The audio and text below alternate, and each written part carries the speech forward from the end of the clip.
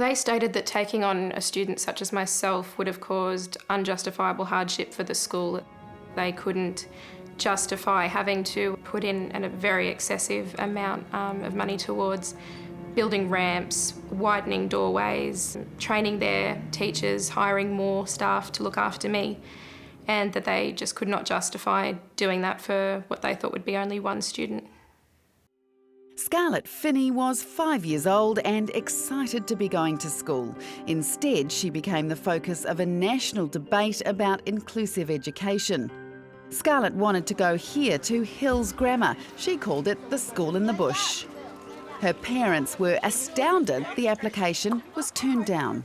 And just all of a sudden it just hit me that this is the sort of obstacles, that this is what her life is possibly going to face. The thought of going to school was definitely the most exciting thought that I'd ever had. And then he just said, we just don't feel that we can cater for Scarlett's disability, and we just don't think that we're going to be the right fit for her.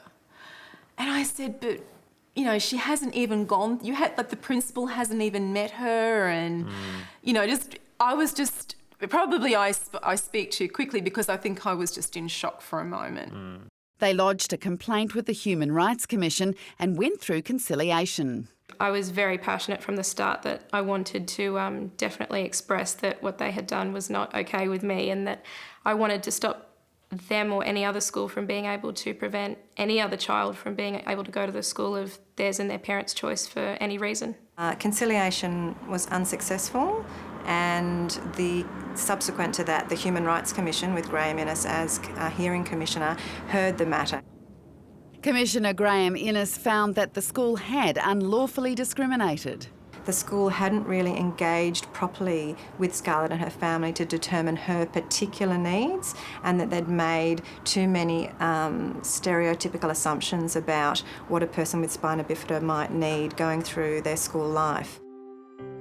Hills Grammar pushed back, refusing to accept the ruling, and appealed to the federal court. Once again, surprisingly, I was shocked. If we happened to lose and the school won, you know, we'd be up for costs and things like that, legal costs. So it was pretty scary. And if there was going to be any financial amount of money awarded to them, we would have to pay that. Because it seemed like quite a gamble. A massive gamble. And at the centre of it all was a 5-year-old girl. The risk of losing, you know, that would have obviously had a big impact on her as well as the family, and as a vulnerable child that would have been quite difficult, I think, to take on that risk. Private details of Scarlett's condition were exposed both in the court and in the media.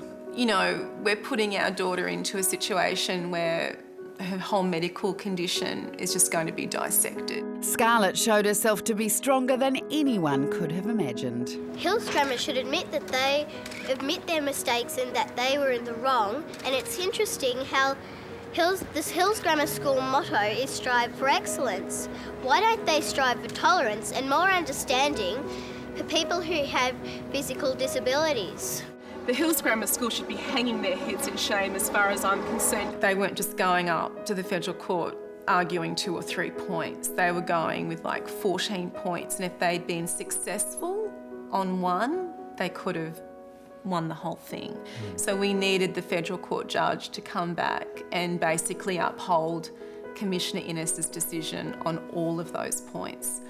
And he did. The federal court judge ruled that Commissioner Innes got it right. This week in the federal court, she trounced the school, which refused to accept her as a student because she has spina bifida. Scarlett, what would you like to say?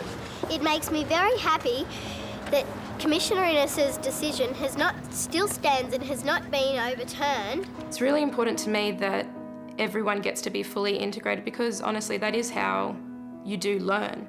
You learn from your peers as much as you do from your educators.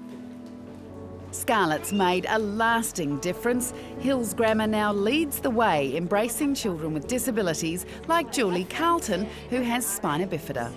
My school is really good at making me feel included, and the teachers are amazing. They don't treat me any different.